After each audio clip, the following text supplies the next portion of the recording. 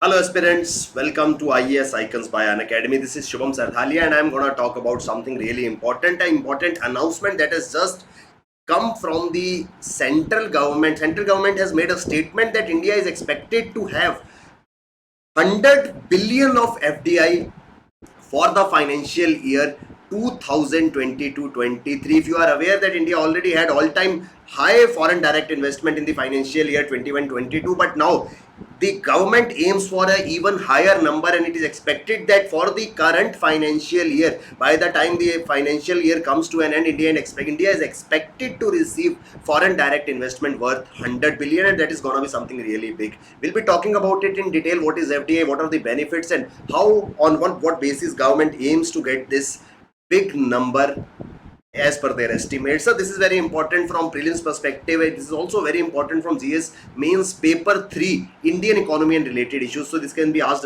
in the discussion while writing your mains question. Even in your essays you can make reference out of it. So we'll be discussing everything about FDI in detail. Before we proceed further, I just want to tell you that guys, start your preparation for UPSC CSE with India's largest learning platform, that is Unacademy. We at Unacademy offers you widest choice of educators. We give you flexibility to change your course, unlimited views on lectures, live mentorship, daily answer writing practice, end-to-end preparation, comprehensive notes. All these things ultimately lead to aspirants like you becoming toppers in this examination. You can see on your screen tomorrow you can be at this place. So you just have to enroll with Unacademy. We at Unacademy give you the widest choice of educators. You can study with India's best educators with the help of Unacademy. Sir, my name is Shubham Sardhalia. I am your educator and mentor for this examination. If you want to start your preparation, which you should definitely do with Unacademy, you need to enroll in our Plus and Iconic subscriptions. Anywhere you opt for, you remember to use this code IAS Icons. This is a code which will help you get maximum discounts on all our courses. You can opt for Plus subscription, you can opt for Iconic subscription. We give you optional subscriptions also. Anything you opt for, you need to remember this code IAS Icons. Don't forget to use this code. Sir, Unacademy is bringing for you UPSC CSE GS Combat, a gamified contest where you can get a chance to win 50% scholarship on your subscription fee. You have to answer 50 questions in 60 minutes. This gamified contest, this GS Combat, will be taking place on 25th of September 2022 morning 11 a.m. You have to enroll in it free of cost, and if you are able to secure rank 1 to 50, you can get up to 50% scholarship, and even if you fall up in rank 1 to 500, you can avail up to 30 and 25% scholarship. So enroll today, use this code IAS Icons. For the mains, upcoming mains, that is for the year 2023, you need to master the art of answer writing, because that's really important. So start from today only, because for next 1 year, if you keep on practicing the answer writing, you will be able to answer all those questions asked in the examination in a very holistic manner. Ultimately that will help you secure rank in the final selection. You have to enroll to our test series, which will be offered to you just as at a price of 14,990. Subscribe to it today. Want to score more than 325 marks in your UPSC CSE optionals? So Unacademy is offering you optional test series for 2023 for anthropology, pub ed, geography, mathematics. You need to enroll with us in this test series. You will get detailed feedback and evaluation. Questions will be based on latest UPSC trends. You just have to enroll here, and we will be offering you best of the test series, so that tomorrow when you go and write your optional paper, you can do it flawlessly. For all those who are able to pay the entire amount at once, we offer you 0% EMI option. You simply have to call on these numbers and get enrolled with us. Sir, Unacademy believes that quality education is a basic right. Anybody and everybody in this entire country has that right to get access to quality education. That's why, to ensure that quality education to every individual, Unacademy is making some big announcement on September 26. Stay tuned with us and wait to know what that big announcement is gonna be, because this will help you in a very big way. So let's get back to our topic. India on a track to attract 100 billion FDI this financial year, this fiscal, says the government. So central government has recently, like some hours ago, central government has made this statement that India is on the way to attract 100 billion FDI. If this happens, this is gonna be really, really big, sir. Sir, government has said that Because of reforms like ease of doing business and making things easier for foreign entities to invest in India, government has made every possible effort, and this has borne fruits. And we can see that India is about to attract approximately 100 billion FDI for the current fiscal. This statement government has made today on September 24th.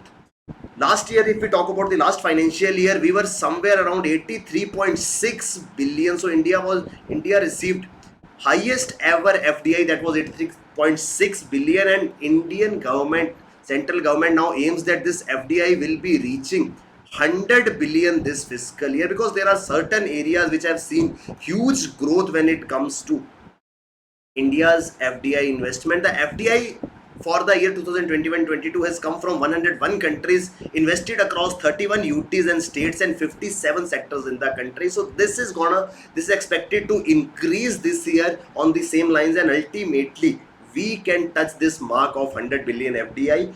Government, according to government, sir, it is because of economic reforms and ease of business that government has created in recent years. Government has come up with certain initiatives, certain programs like Make in India, single window clearances.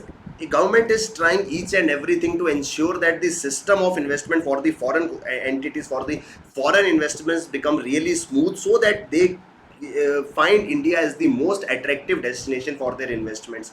So these all will lead to this 100 billion FDI that government is expecting this year. The reform measures includes liberalization of guidelines and regulations. Government has tried to ease out the regulations without compromising the necessity of these regulations. See, we need to understand that government is not compromising with the need of regulations. Regulations are there, rules are there, guidelines are there, but the process to follow them has become liberalized. Now these guidelines, these regulations can be easily fulfilled. In order to reduce unnecessary compliance burden and to bring down cost and enhance the ease of doing business in India. So what happens is, when regulations become liberalized, the investors, the foreign investors who wish to invest in India, they need not to spend unnecessary, and ultimately this will bring down their investment costs. So in that way, the country becomes a favorite destination. We'll discuss about FDI. What is FDI, sir? FDI, foreign direct investment. Investment made directly from a foreign entity is a financial investment. Just like if you plan, you being the citizen of India, you plan to start a business, so you invest certain money. But if somebody from abroad who is not the citizen of India, who is staying abroad, who comes from a different nation, he wants to invest in India, he wants to directly open a business, this is known as foreign direct investment. So it is made by a company or a business, it is an investment made by a company or a business in another country. Remember, when we are making investment in other country different from our home country, this is FDI. So it's not that India is only receiving FDI. If you as a citizen of India plan to invest in some other nation, you are also taking away FDI to that nation. It has been a vital non-debt financial resource for India's economic development. See, whenever a investment comes in the form of FDI, the business house or the business entity that is making the investment plans to start business venture. So when they start that actual business venture, it will create employment, it will lead to economic growth, and all this is happening without any debt mounting for the government. Normally, if government wants to start the same level of employment opportunities, government will have to make investments from its own budget, and ultimately this will impact our entire expenses of the government, and at times government will have to raise money through the method of debt. So here it is a non-debt financial resource. What we mean by non-debt financial resource is that there is no new debt that is mounting on the government. It's just the foreign entity, they will set up business in India and they will create employment opportunities. There are certain ways to make FDI investment. So it's not as simple as that. Someone feels like that I want to start a business in India, he can simply come. There are certain ways. So what are the ways by which FDI can be made? Some of the common ones include establishing a subsidiary in other country. So a business is operating abroad, it comes to India and makes a subsidiary of its own. Or at times they acquire or merge with the existing foreign company. For example, we know about this very famous business venture, that is Maruti Suzuki. So Maruti was Indian company that was making cars. Japanese Suzuki entered into a joint venture with Maruti, and today they are the biggest car manufacturers and suppliers in the country. So such type of joint partnerships with foreign company can be one such way. there is one thing known as FDI in which direct investment is made, and there is something known as FPI. We need to know the difference. Sir, in FDI, what is happening is a foreign company, foreign investor comes in India, he will buy a land, he will set up his business, he'll control that business.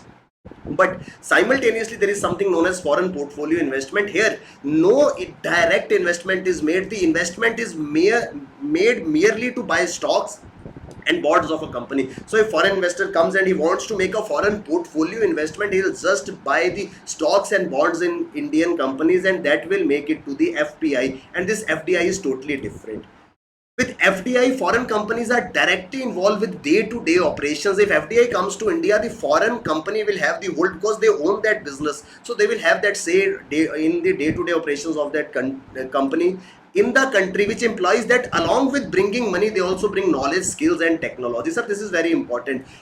FDI doesn't only bring money, sir, it also brings with it the knowledge, the skills, the technology. If a company is already operating in certain business venture abroad, this means they have gathered the experience over the years, and since they are now involved in day-to-day operations, some executives, some top managers would come and take care of the business here. So this will bring the experience, the knowledge, the skills, and the requisite technology. This ultimately helps our country to grow. So FDI is done through two routes. One is the government route, other is the automatic route. Sir, automatic route means that there are certain sectors decided by the government. If some foreign entity want to make investment in those sectors, they cannot directly come for such type of investments.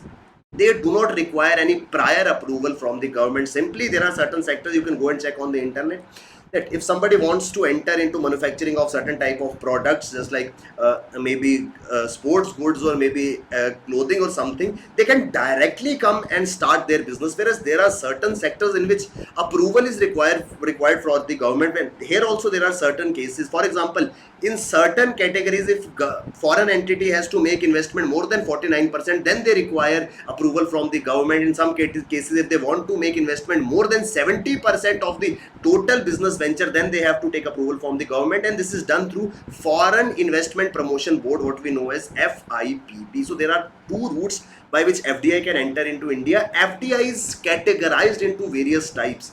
So categorization of FDI, as we talk about, there is horizontal FDI. So what happens there is horizontal. It refers to investor establishing same type of business operation in foreign country as it operates in its home country. For example, there is a business entity that comes from Australia. So in Australia, they were into manufacturing of watches. So in India also they come and plan to manufacture watches only. So this becomes a horizontal venture because they are undertaking very similar business what they were doing in their parent company. Then we have vertical. So vertical is something different. Here what happens is not exactly the same business venture is being established in other country, but something related to that. For example, when manufacturing company acquires an interest in a foreign company that supplies parts or raw materials required for the manufacturing company. Just for example, a foreign company that was making watches acquires or enters into a joint venture with Indian company that is making parts or is supplying a raw material for that watches. So this becomes a vertical FDI, because here what the foreign entity was doing in their home country is somewhat different from what they invested in our country. So this is known as vertical FDI. Then we have a conglomerate. It is where one company or individual makes foreign investment in a business that is unrelated to its existing business in the home country. For example, a foreign investor, he owned the chain of hospitals in a foreign nation. He comes to India and starts a chain of hotels. So hotels, if we make FDI into hotels, so it has nothing to do with what he has been doing in his parent country. So that becomes the conglomerate. So these are the three categories of FDI. One thing we wanted to know, that what are the advantages of this FDI? So there are certain advantages. One advantage is very clear. When a foreign entity is coming, it will create job opportunities, because if they set up their hotel, their resort, their service company, their industry, their manufacturing unit, or anything they venture into, it will create jobs. You cannot expect a foreign entity that along with that entire foreign direct investment money, they bring the entire workforce also. The ultimately workforce would be the people of India. So it will create employment opportunities, and the developing nations always look out to attract heavy foreign investments, because otherwise if foreign direct investments are not coming, so ultimately government will have to make those investments to create the livelihood opportunities, and this will cost a huge burden on government exchequer, and ultimately this may create debt also. So that's why in the very beginning I told you that foreign direct investment is a non-debt financial resource for the government of any nation. It develops human capital, because ultimately when foreign investment comes, they bring with them the expertise, the knowledge, the skills, and the people who get associated. For example, a foreign company comes in India, it brings the group of 10 executives, and they hire 50 people from India to work with them. So ultimately when these 50 people will work with those foreign executives, over the period they will acquire the skill, the knowledge, the expertise those 10 people will have. So ultimately this will help to develop the human resource of the country. It also brings technology. For example, a foreign company, if it wants to manufacture something in India, they will bring state of the art technological machines which they have been using in their parent company. So ultimately technology gets improved. Then there are certain disadvantages also, because there are certain strategically important industries. For example, if we talk about something known as defense, so we would never want any foreign nation to know the technology we have been using into our defense equipment. So such type of strategically important industries are there. So there should be a check and balance to ensure that such strategically important industries in such sectors the FDI is not allowed, or if it is allowed, it has to be with prior government approval. Sir, there are certain times when these FDI or these investments are causing a comparative disadvantage, or they are giving a lower comparative disadvantage to the nation. Sometimes FDI can hinder domestic investment, because if we have manufacturers in India and for the same product a foreign investor comes in place, so ultimately he will be competing directly with our Indian investors or our Indian firms. So ultimately our Indian firms may be at certain disadvantage when compared to the foreign investors, because they will come with the latest technology and other sort of things. So advantages and disadvantages are associated with FDI, but we need to understand that FDI becomes really important for developing nations like India, because it helps in economic growth, it creates the economic momentum, it also creates job opportunities. The higher is the foreign direct investment, higher opportunities will be available to this nation. That's why government is aiming, or government is eyeing for 100 billion US dollars of foreign direct investment in this year. I hope we are clear with this entire articles, or such type of articles become really important. From your exam perspective, you need to understand them well.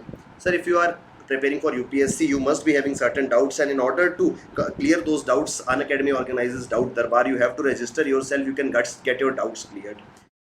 I hope you are liking such type of videos. For more such videos, you need to subscribe to our channel IAS Icons, where I'll be regularly coming up with such videos, with the help of which you will be able to understand the things with respect to UPSC exam very clearly. Thank you very much. All the best. Keep working hard. Bye bye. Take care.